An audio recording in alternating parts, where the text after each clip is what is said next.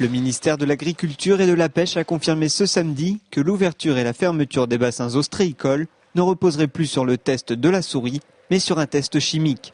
Ce sont surtout les ostréiculteurs d'Arcachon qui sont soulagés, car c'est ce qu'ils demandaient depuis plusieurs années, estimant qu'ils subissaient des fermetures injustifiées à cause du test de la souris. Les collègues arcachonnais sont très contents, ouais. Parce qu'ils remplacent ce test donc, par le test chimique qui est beaucoup plus fiable. Déjà qui va réussir à identifier les toxiques s'il y en a, ce que le test souris ne donnait pas en fait. Le test de la souris est un test biologique. On injecte une solution d'huître prélevée dans le milieu d'élevage à 3 souris et si au moins 2 d'entre elles meurent dans les 24 heures, alors le test est positif car la cause de la mort de la souris serait une toxine présente dans l'huître. Mais parfois, le test chimique contredisait celui de la souris. D'un autre côté, Ifremer faisait aussi des tests en mer, enfin des prélèvements d'eau. Et il y avait des cas où la souris mourait, donc ils fermaient la commercialisation. Mais à côté, les prélèvements d'eau indiquaient qu'il n'y avait pas de présence d'algues toxiques dans la mer, quoi. Le test de la souris n'est pas totalement abandonné.